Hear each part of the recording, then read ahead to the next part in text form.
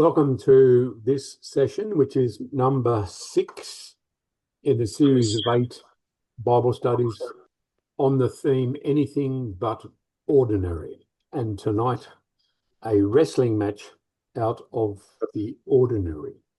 Although we have been reading stories from the ancient saga of the people of Israel, we haven't actually been in the land of Israel for all that time.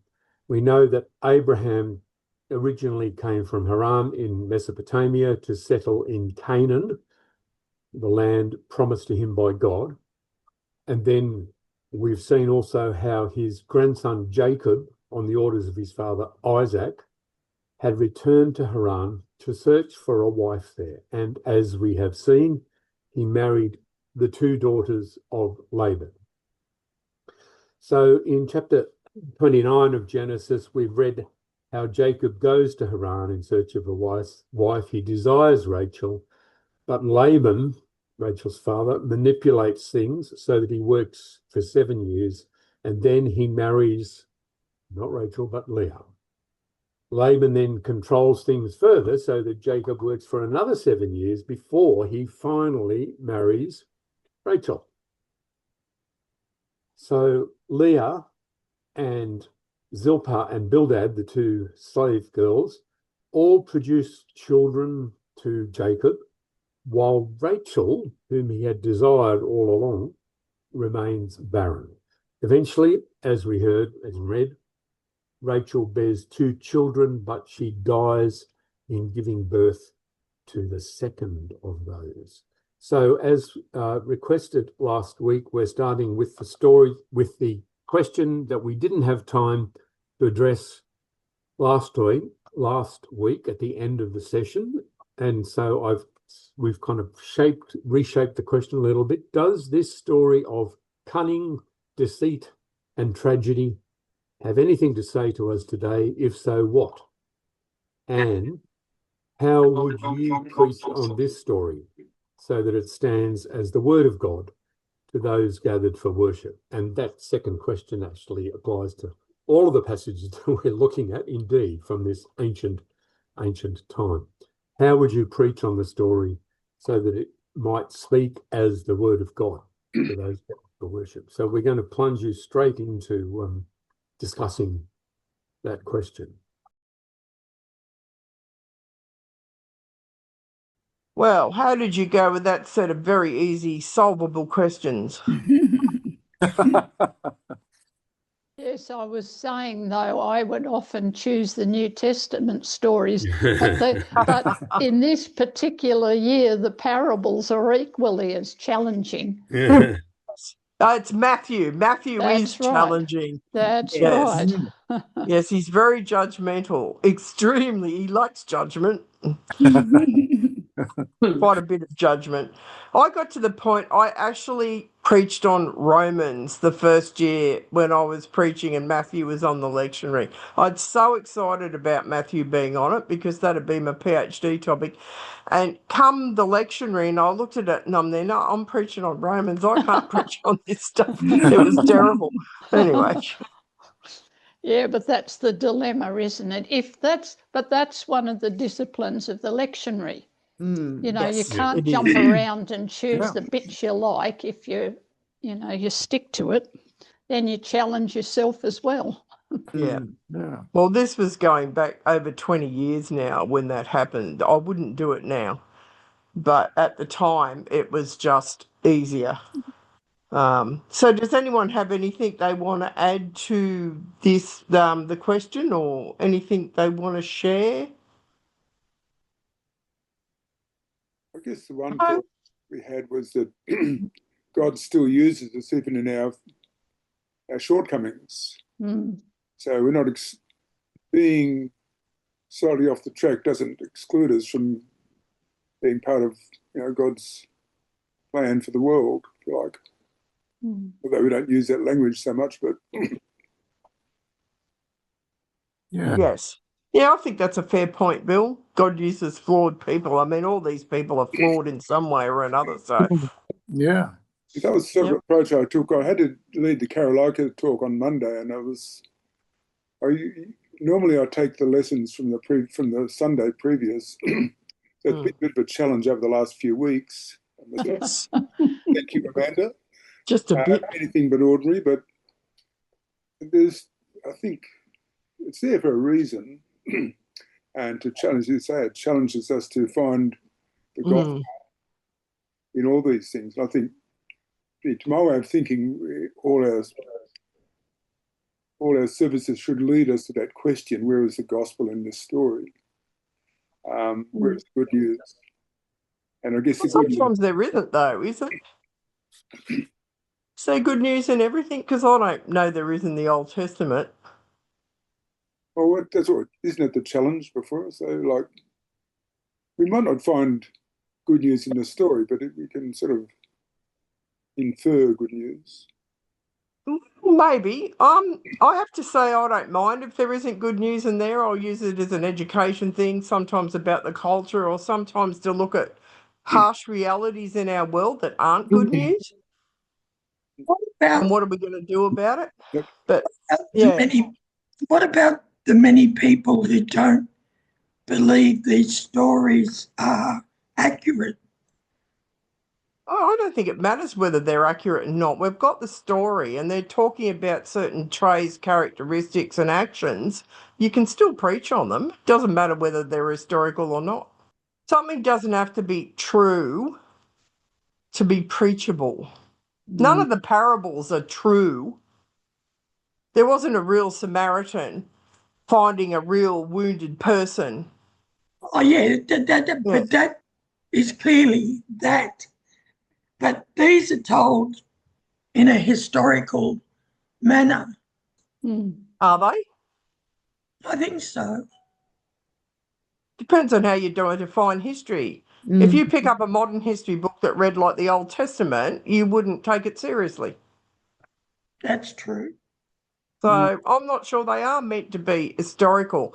Our problem is, as post-Enlightenment people, we tend to impose what we see as history on these ancient texts and assume that the ancients saw history the same way, and they didn't. I totally agree. But it's told in such detail, etc., that it gives the appearance of a historical retelling. That's what I meant. I think it reflects an oral culture that had an ear for detail, if you like, rather than an eye for detail, because that's what they had, not screens, not TVs and things.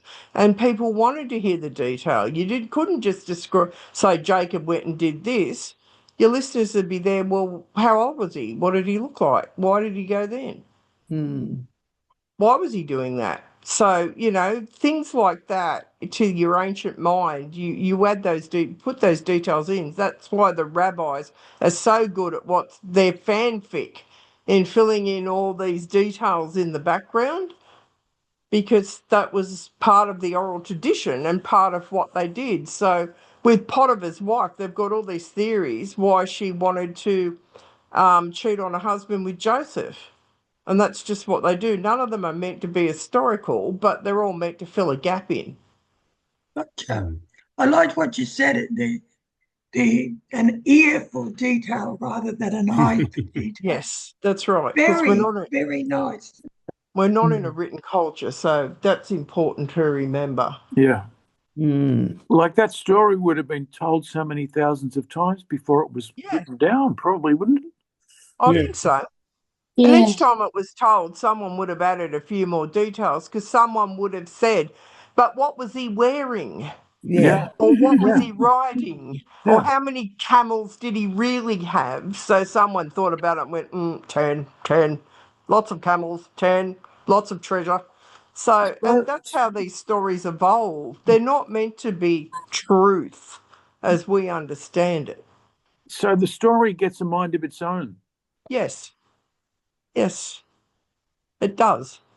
And each time it's told, it'll probably develop something else depending on the context, the teller, and who's listening and what questions they ask. And as they ask new questions, that answer will end up incorporated in the story when they retell it.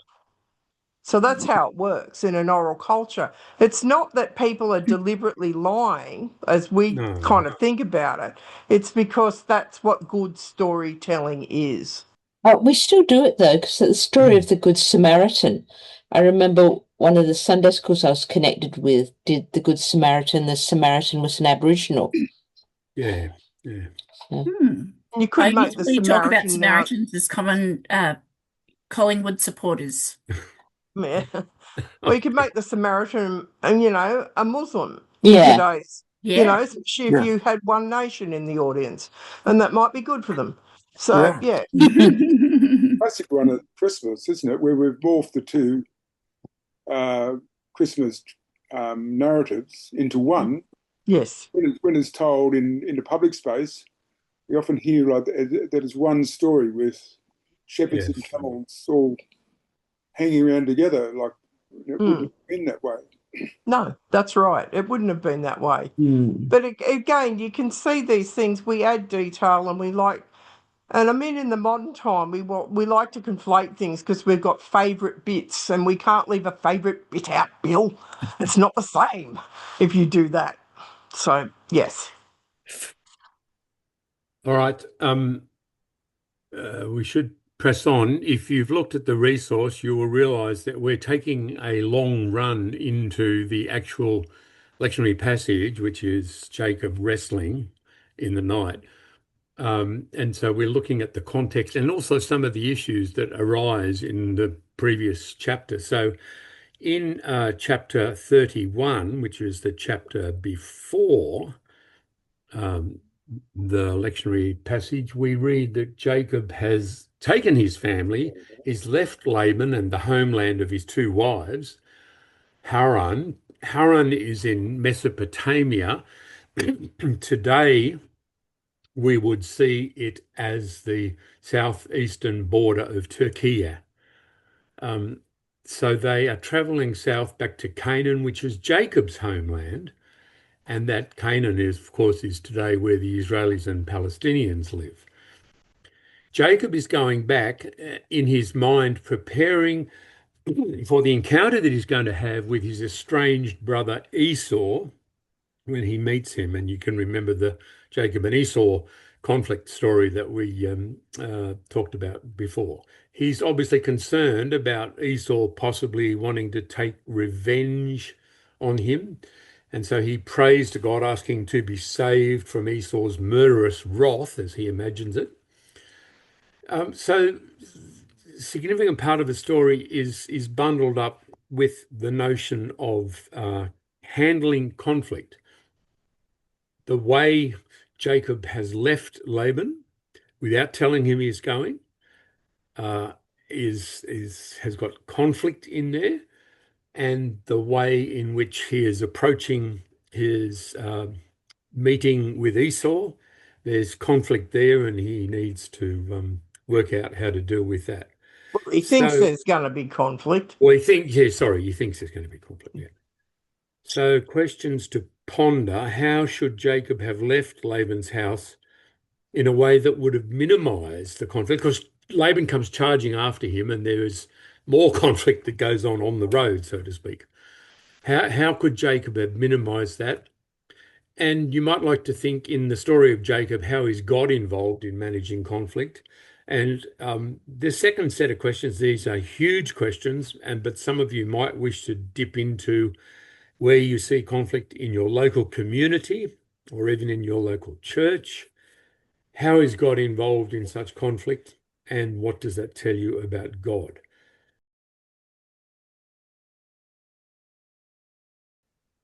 All right. How did you go with that set of much easier questions? We only got to the first one, really. Any insights anyone wants to share? Enid had some good ideas. Enid. Yes. Sorry to put you on the spot. Oh, I said over my thoughts on Rachel. There were three ideas I had why she took the things. One was she wanted to get back at her father. I can't remember what the second one was, but the third one was that she thought it might help her conceive. That's a good idea. Mm. Our group thought that she might have taken them for comfort. I think that was my second one, was the fact that she took them because she was going away. But I think the helping her to conceive might have been more to the point. Good point. Enid's been reading up on them. No, I did read The Red Tent. Yeah, right. Yes, I've got The Red Tent.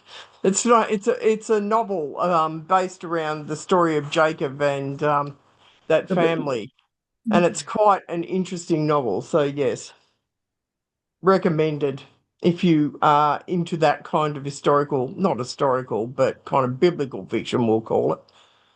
Anything else anyone wants to say? You don't have to, but just making sure. Well, it's interesting that in terms of the local community of church, our church is working towards transitional housing.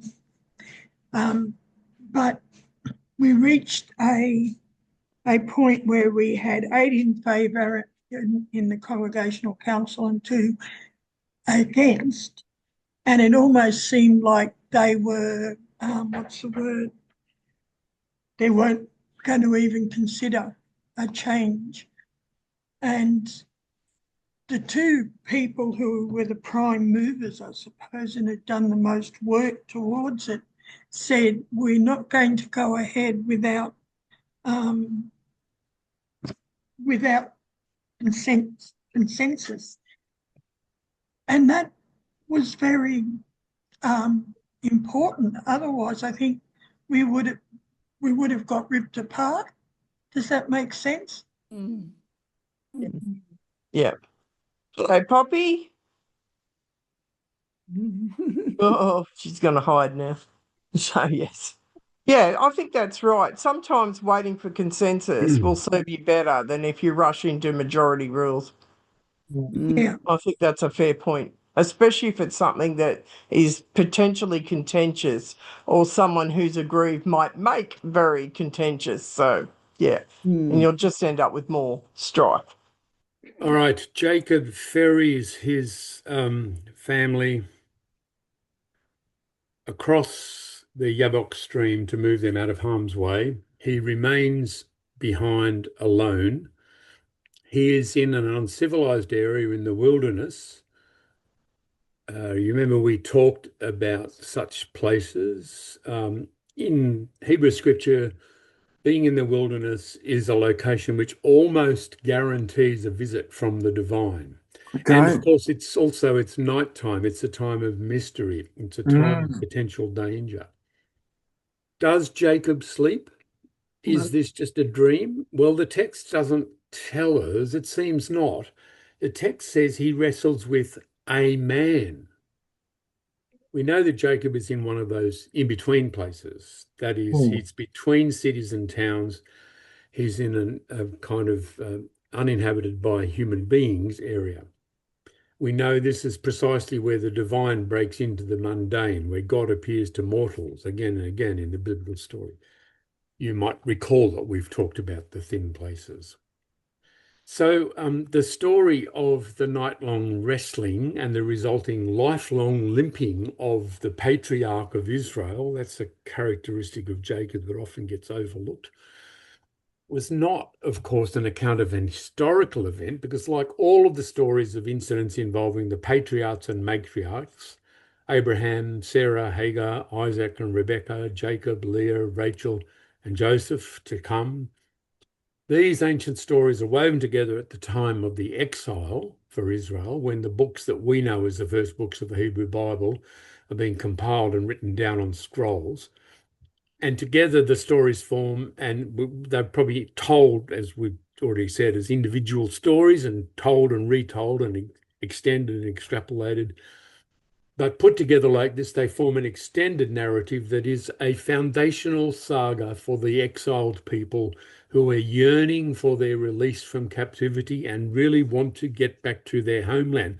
So you can feel the power of the story about Jacob leaving up north, not quite in Babylon where they were, but up in that area and heading back down south to Canaan, to the land that they had, or their ancestors had been forced to leave some years before. So that's quite a potent story in that context. The saga as a whole forms a national mythology. It weaves together isolated stories that create a tapestry that represented the resilience and the hope of the people. Now, there's a really interesting feature in this part of the story that Elizabeth's going to lead our thinking about. Yeah, we're taking a slight detour, and you brought it up about Rachel. She's taken the household deities with her on this journey, and we know they're small figurines, and they're commonly found in many ancient Near Eastern households, and they're associated with a number of different things. They appear to be associated with divination, according to Ezekiel. And they can be associated with like a domestic kinds of issues. The appearance of a number of these little figurines that have been found do suggest they could be used for praying for fertility. And there's also been a suggestion that they're like the deeds of your property. They're kind of, guarantee your ownership of the land that you're on. That is probably the most dubious of all the theories, because there's really not a lot of evidence for that. So Rachel has taken what the traditional deities of Laban are. He's an Aramean, he's not an Israelite. He's living far north in Haran, as we've learned.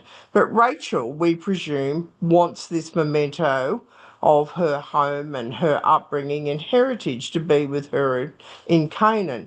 And I have a reflection from, I think it's from Spill the Beans, that I'm going to read, that is meant to be Rachel's point of view, that's a little bit different from what you might normally hear. Overlooked. The deceivers were at it again, each of them as bad as the other. My father and my husband. Dad cheating Jacob, changing his wages, moving the goalposts, no matter how hard Jacob worked. And then Jacob running away with as much as he could, without telling Dad we were all leaving. And once again, my sister and I counted as possessions, packed up with the children and flocks and servants. And under my cloak, the familiar feel of our household figurines, smooth and worn from prayerful clasping, fitting into my palms, symbols of my inheritance. If only I'd been the firstborn. If only I'd been a son. Mementos of all we were being torn away from, imperfect but home. What was Dad ever going to leave to me? He had cheated Jacob. He treated me and Leah no better. I took what I could. I took what brought me solace. When the theft was discovered, neither my father nor my husband even thought of me. Each of them as presumptuous as the other. Neither of them considered me the culprit. I was overlooked as ever. For once it felt so good. Rachel's resistance. So I played on their presumptions and played out my own deception, having learnt so well. Poor Leah, I heard her crying as Dad flew into a rage and searched our whole camp, ransacking every tent. When I heard him approaching mine, I hung my head and rocked a little, clutching my belly. In he barged, pulling and shaking out blankets, rummaging through pots and cups. I sat tight, pleading forgiveness for not moving, on the grounds of suffering menstrual cramp. When he left, I opened the saddlebag and took them out. The familiar feel, smooth and worn, fitting into my palms. Symbols of my inheritance, mementos of home. I prayed with them for once, thanking God I'd been overlooked. So we have a question for you here. What does it mean for Rachel to bring these household goddesses into Israel?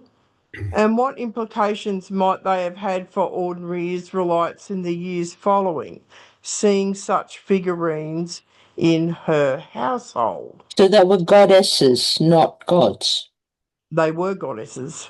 Ah. Nearly all of these little, they're called teraphim, nearly all of these little teraphim that have been found are indeed goddesses. And there's a picture of them.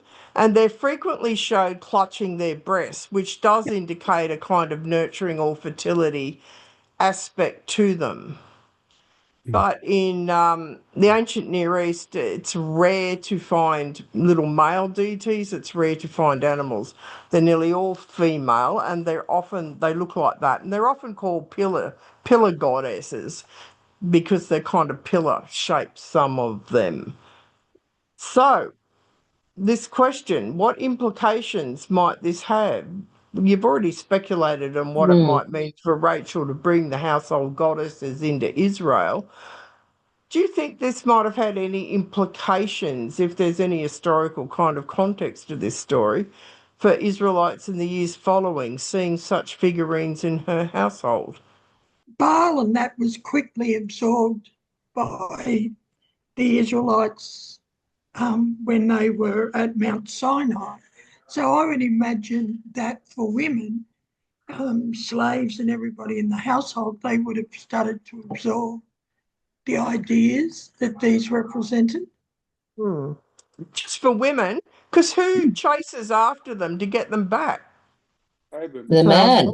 Laban does, the man. Absolutely he does. Did he chase them to get them back, or so much as to get power over Jacob because something had been stolen? Were they really of value to him in the sense of being deities, or was it just... Think about it. He's left his home, he's set off in hot pursuit, and he searches for one thing. Yeah, but to prove that he was a thief. Is that what the text says? Yeah, he accuses Jacob of stealing. Does it say he wants to prove Jacob's a thief, or does it say, where are my teraphim? Where are my gods? Again, I think it was more to identify Jacob as a thief so he had power over him. So, but then they're still saying that he believes that they have power. Yes, absolutely. Why would he bother if they were unimportant? So they must have been very important to him, for him to go back, which means these are the gods of the land where they were, that they were the deities that they were worshipping. That's right. How convenient do you think it is for a farmer in ancient times to drop everything and run looking for something? Very inconvenient. And what I think, if you think about Israel later, they've often taken on other gods. And I'm wondering if that is part of what's going on, because Rachel brought the gods, the household gods. So there is a tradition already that there are symbols of other gods with the Israelites. Yeah. Yes, so I think that they were tremendously important. Probably thought that they would all come crashing down in disaster without them. Yeah, I think that I'm more inclined to agree with Katie on this one. Sorry, Pat, because I think that that's Laban's problem. If the household deities are missing, that is his fear. Things will come crashing down. That's why he drops everything, and it would have been at great expense. This isn't where you jump in your car and chase someone down. This is leaving your farm and using your farm animals maybe to, I don't know if he's on foot or if he's got a donkey or something or a camel, and chasing down something for one thing that's specified. He just wants those deities back. That's all he's interested in, really. And it's important enough that Jacob says he will kill whoever's taken them. That's right. That's exactly right, because Jacob knows, because he doesn't know his wife's currently sitting on them. That's right. So, yes. So, Israelite households, do you think, have such little figurines? Was this a common thing in Israel, We do find them mentioned in the Hebrew Bible. They're called teraphim, as I said. They're usually translated as household gods or idols when you get further on in chronology. And we find them mentioned not just here in Genesis, but they're mentioned at least 4 times in Judges, in 1 Samuel, 2 Kings, Ezekiel, Hosea, and Zechariah. And they seem to be something that was quite ubiquitous. So, how many Israelite households do you think had these teraphim? All of them. You're Israelites? Right. No. The Israelites. No, I wonder how many they did have. They might have had them, but hidden. Yeah. They've found lots and lots in archaeology. Yes. They absolutely Like have. they were everywhere. They were everywhere in what were clearly common Israelite homes in at least 10 excavations that we know of. They have found well over 1,000 of these little household deities in what were obvious Israelite homes. So they're quite common. Perhaps they were hedging their bets. Yes. Well, Yeah, I'm just we want a good wondering. harvest, so we'll pray we'll have a good harvest, so we'll pray to Yahweh, but we'll keep these little female goddesses on side as well. But Yeah, I'm lost here because in the eons of time, when did the concept of Yahweh come about, or was this all part of the growing idea of worshipping a deity?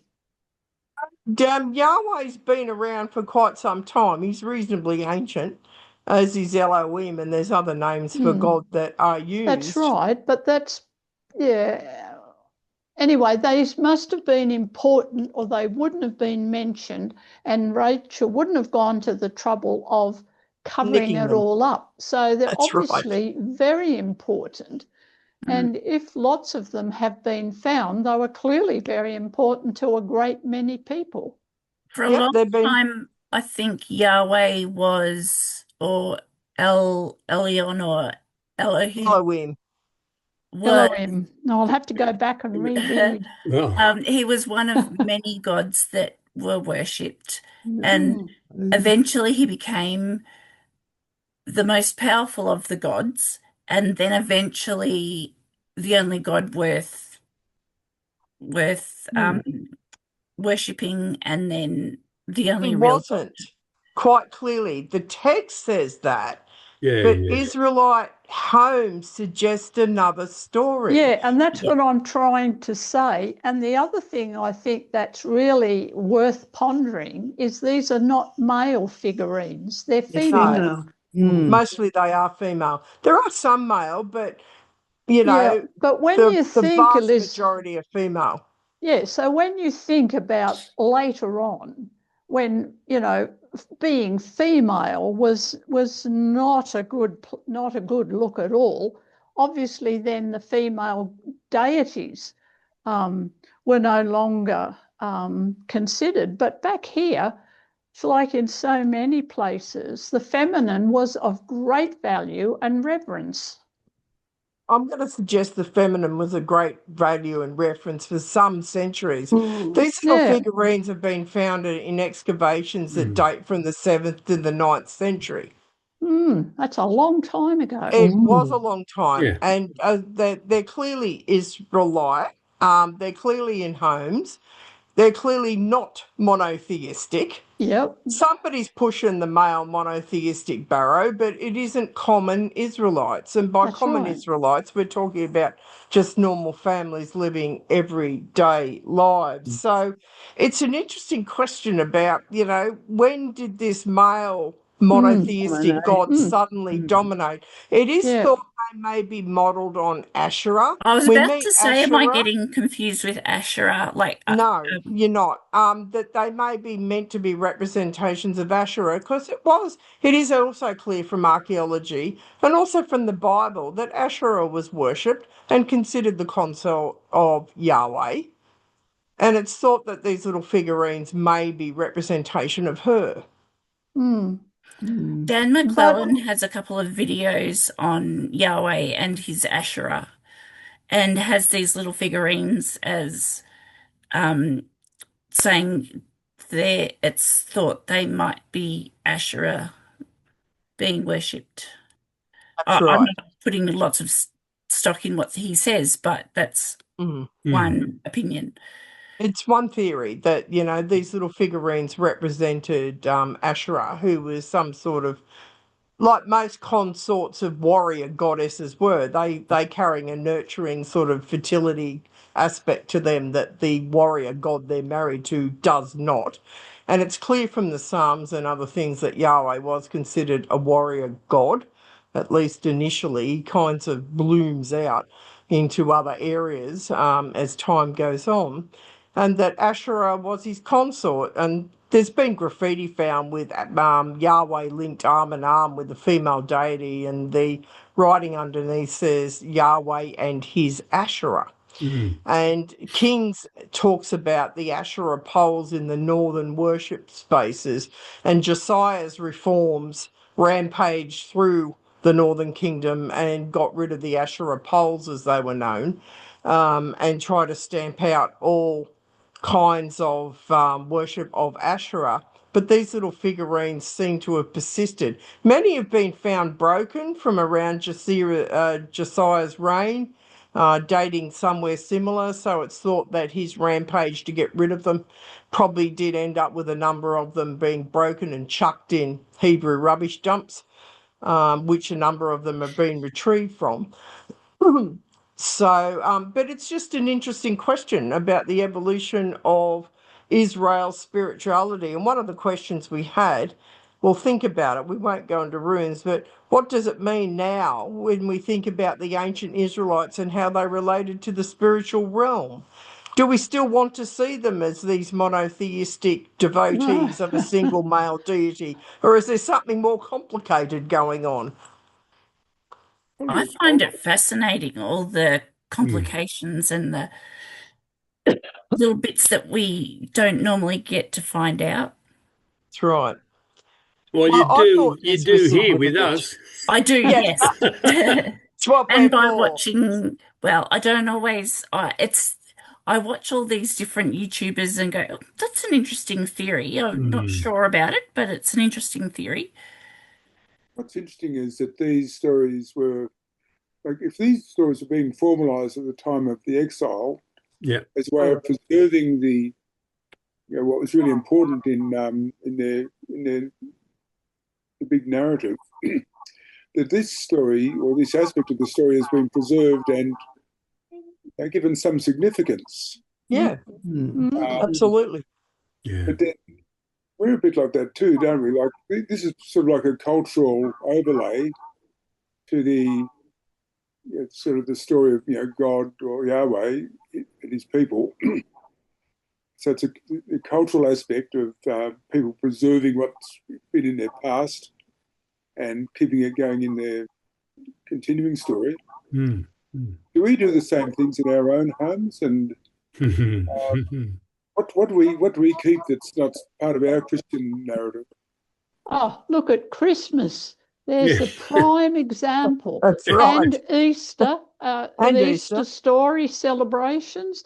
Goodness, they're prime examples of what you're talking about, Bill. Oh, and I had someone in my New Testament class, no, my Revelation class last semester, who was doing their assignment on, I forget what, but they were talking about ideologies and other things that people worship, and she came up with nationalism.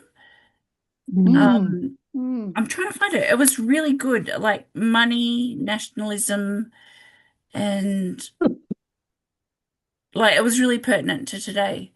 Yeah, Justification of war. Yeah, that we have now. Many idols that we have now. Yeah. The interesting thing about these idols in this story is, of course, they're not idols. They're divine.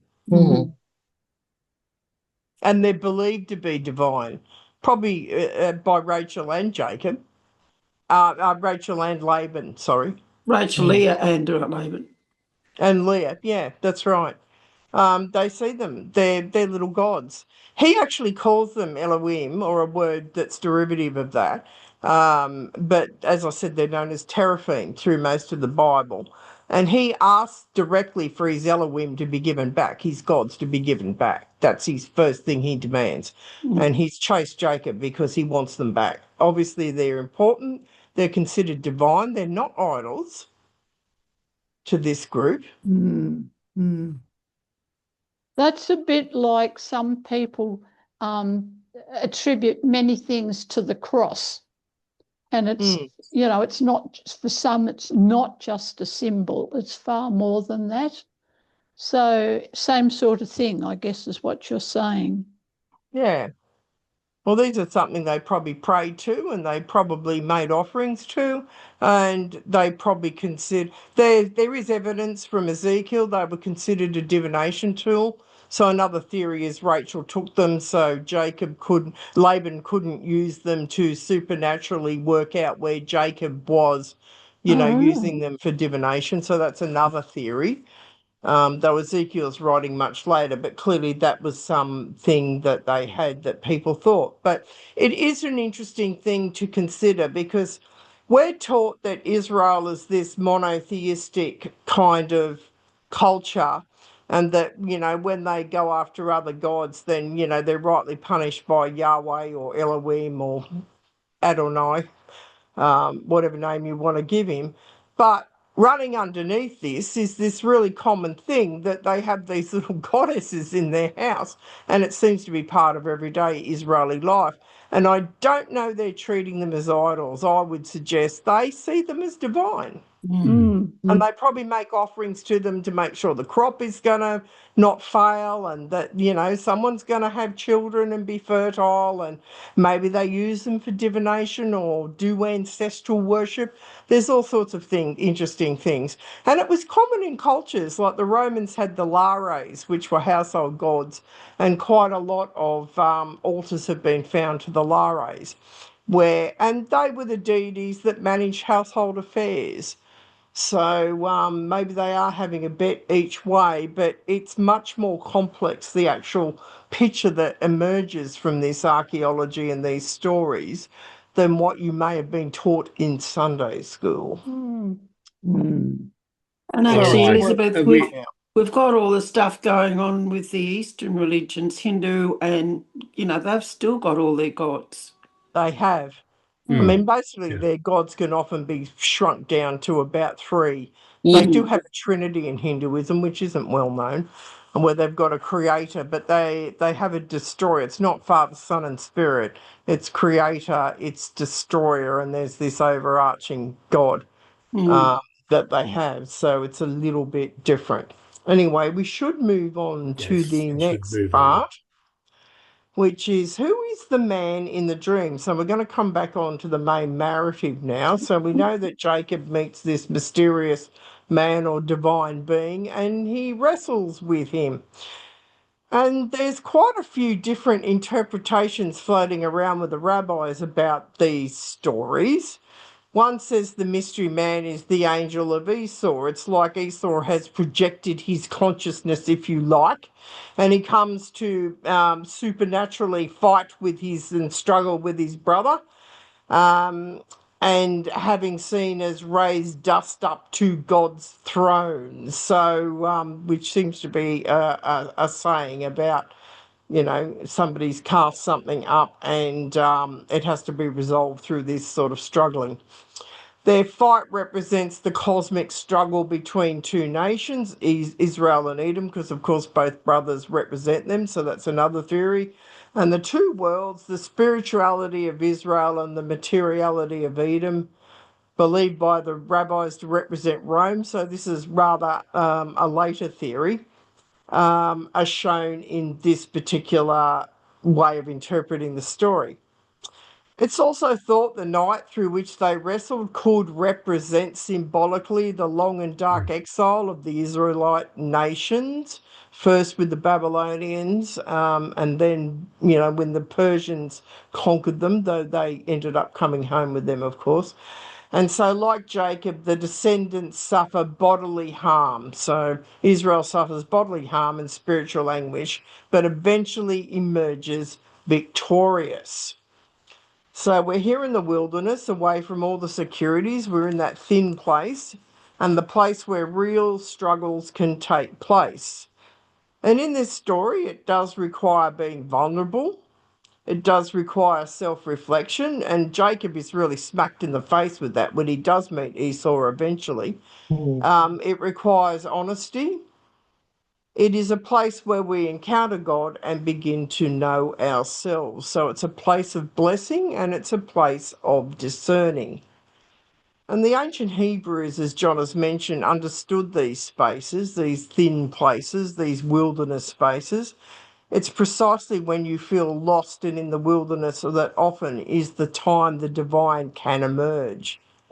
They're not afraid to wrestle with those big questions of evil, justice, and even the reason for being.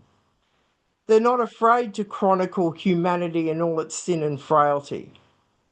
They're not afraid to acknowledge emotions of hate, joy, envy, grief, anguish, love, vengeance.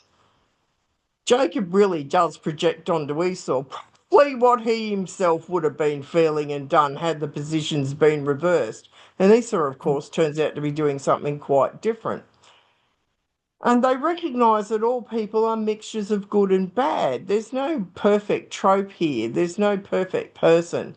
The prophets rant and rave, but alongside the wrath and judgment are stories of forgiveness and grace. And despite his shortcomings, at the end of the night, God or the man, representing God or the angel, still blesses Jacob and all his human failings. So we've got another question for you.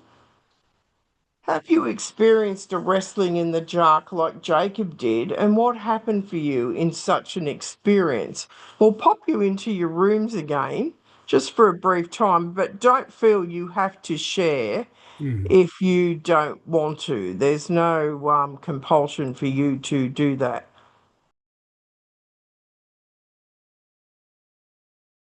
Welcome back, folks. Because we asked you to share something personal, we're not going to take feedback into the plenary group. We're just going to leave that sit with your conversations there, and we're going to move on because there's a fairly crucial element in this story that we do need to address, and that is the name. At daybreak, Jacob's combatant pleads with him to let him go. Jacob says, "I will not let you go until you bless me." So the man agrees and confers upon him the name Yisrael. You have striven with divine and human beings, and you have prevailed. The name Yisrael, Hebrew Yisrael, means he who prevails over the divine. Our translation says he has striven with God and humans, but the Hebrew is ambiguous, perhaps deliberately so. Maybe a closer translation would be you have striven with divine and human beings. Jacob is struggling both with the mysterious divine stranger, but also internally in terms of the struggle he has in regard to his fear about his brother Esau. So the struggle's on two planes, with the divine and with humanity. This struggle with humanity includes nearly 4,000 years of the story of Israel when they wrestled with the Egyptians, the Canaanites, the Babylonians, the Persians, the Romans. I've left out the Macedonians, the Greeks. Yeah, and also the Assyrians.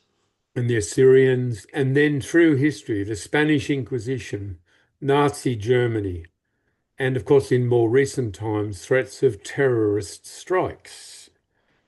Despite these many attempts to overcome Israel, they have managed to survive. That's a very potted history of Israel. Elizabeth and I years ago wrote a long, extensive study course on anti-Semitism and its growth and development over the centuries.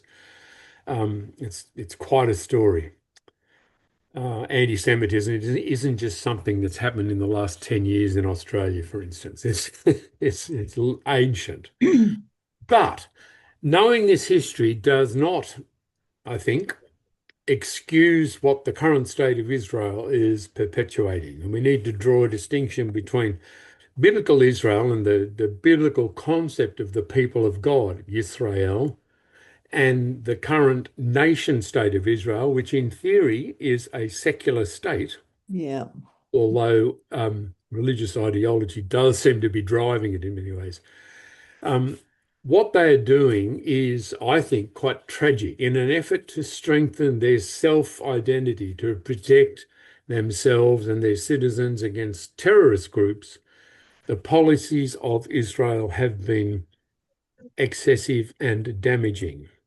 I found this map, which shows how Palestine throughout the 20th century and into the 21st century, the blue, has been shrinking, and how Israel has been expanding with military aggression, with more and more settlements in the West Bank, which displace more and more Palestinians, and with, of course, the mass devastation that we've been seeing in our own time in Gaza and culminating in the genocide that's now taking place is utterly tragic and reprehensible. Israel, I believe, has become a terrorist state. And I found this interesting map, which I think is a portrayal of how many Israelis today see themselves. They're in the blue, or the darker blue, but they are surrounded by all these black countries, which is the countries that have Arab rule or Arab majorities. And that has fostered their kind of minority mentality and their persecution fear. Persecution which is well grounded from history, and persecution which, of course, is working itself out today. So we've got this terrible conflicted situation. So without anything, I'm not trying to suggest that anything about this excuses, but it does, I think, help us explain the situation. So we just thought a question for you to ponder might be, how might this history of the Jews over the centuries and this perception of the world today help us to understand how they see themselves in the world today?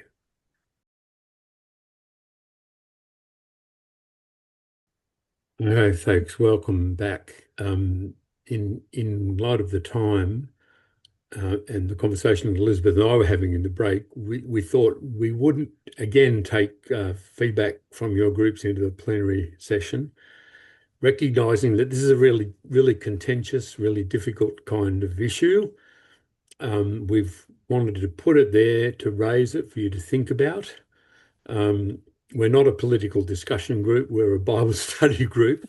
That said, how we read the Bible and how we understand the Bible is important, can feed into, should feed into how we look at the world today and how we grapple with the issues today. So it's a very, very, very complex area. But short of taking feedback from you, we're going to give you feedback from our short discussion. And Elizabeth was saying... Yes, what I was saying is that Jacob, despite his worst nightmares, is actually met with kindness, compassion, understanding and forgiveness by his brother. And that completely takes the wind out of his sails, and they end up reconciling and working out some ways of how they can exist together.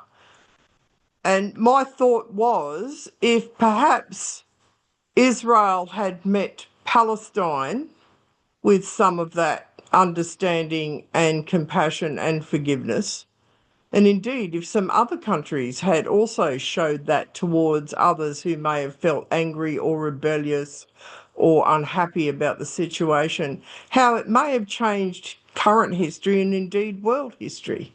Yeah. If So we there didn't you go, always Bill. There's the good news in the story. That's right. Yeah. That's right. So sometimes it's rather than meet hostility with hostility or aggression or always seek to get vengeance for perceived or real wrongs and injustices, perhaps understanding, compassion, and forgiveness can go an awful long way to healing these sort of broken relationships. But we'll move forward now onto our final section to wrap everything up. So, a very simple observation. Long, dark nights are always followed by sunrise. Every 24 hours it happens. The sun comes up.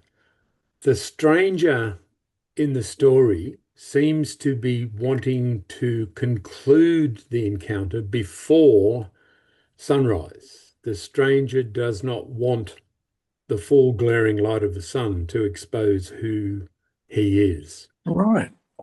One rabbi, Rabbi Klitzner, says this story can represent our internal struggles. The things that you're wrestling with are the things that you have relegated to darkness in your own life. You can wrestle with things in the dark, but when the rise of dawn comes, that enlightenment is the most threatening part of it all.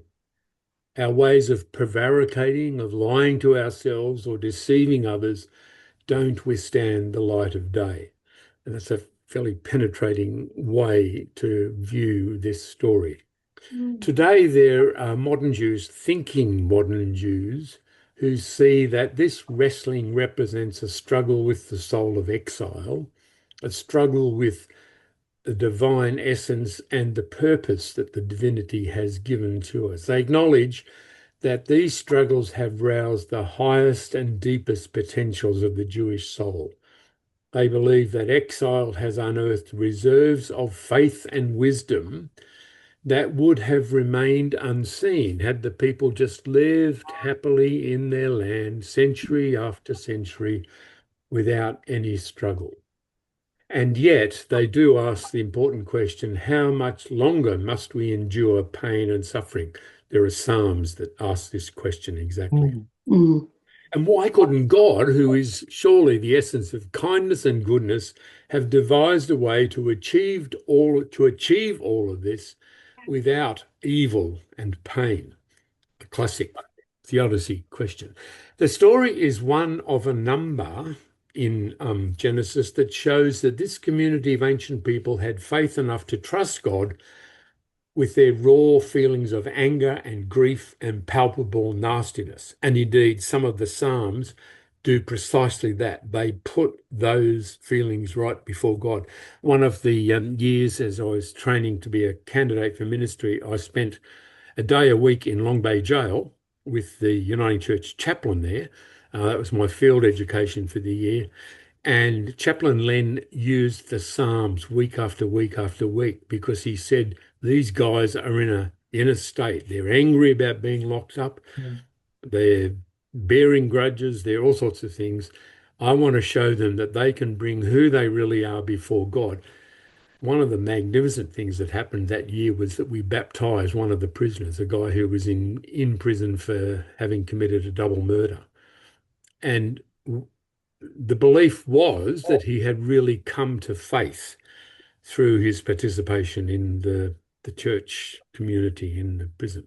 I don't know what happened to him in the rest of his life. He was only a young guy, but at any rate. Anyway, so being honest before God. This is a story about being honest with God. The story of Jacob recognizes that we have destructive emotions, fear, cowardice, the desire for vengeance. They're part of our human life.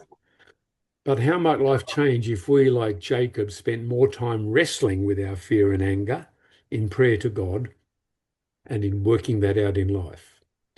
So the final question, which we've really only just got time to leave with you to ponder for the week, is how do you bring your flaws and inadequacies before God, your fears, your anger, your desire for vengeance, all those things? How do you bring them before God? And how does that work out in your encounter with God? And that's I think they're really good questions to ponder in the light of this passage. So we've covered an awful lot tonight. We've canvassed a range of areas. The biblical text is really rich in this regard. We'll leave you to ponder that for the week ahead. Next week, we jump to Joseph, jumping ahead 5 chapters, a brotherly plot out of the ordinary. And Joseph and his coat and his brothers, a well-known story in the Bible. We'll see what we can dig into as we look at that next week.